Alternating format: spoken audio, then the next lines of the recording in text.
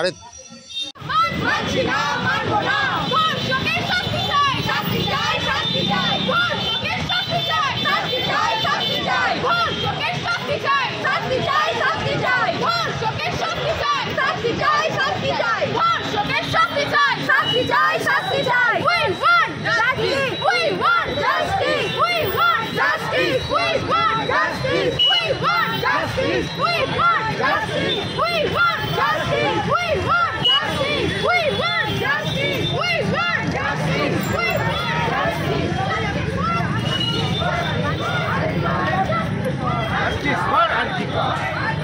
युव समाज तुलके साथ justice for article मां बनेरा तुलके साथ जस्टिस फॉर आर्टिकल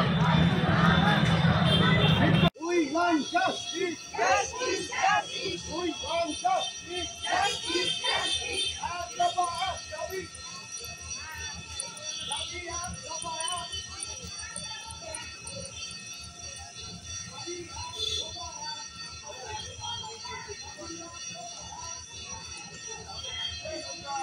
আরে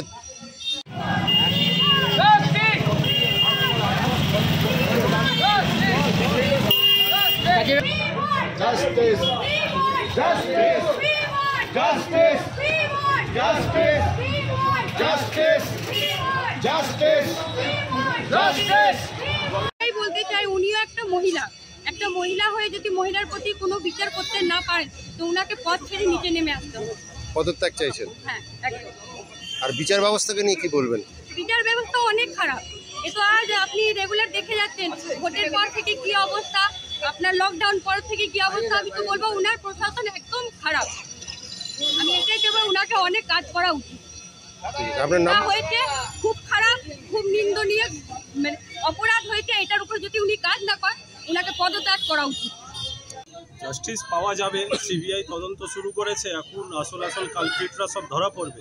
এটা একটা বড় চক্র, শুধু আমাদের বোনের ধর্ষণ নয়, এর সাথে অনেক রকম চক্র জড়িত আছে, যেগুলো দিনের আলো হয়ে যাবে, দিনের আলোর মতো পরিষ্কার হয়ে যাবে ধীরে ধীরে।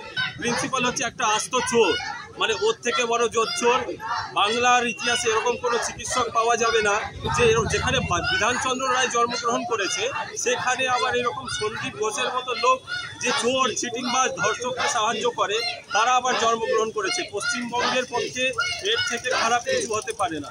সিবিআইয়ের উপর আস্থা আছে? সিবিআইয়ের উপর একদম আস্থা আছে। দুধ কা দুধ পানি কা পানি হয়ে যাবে।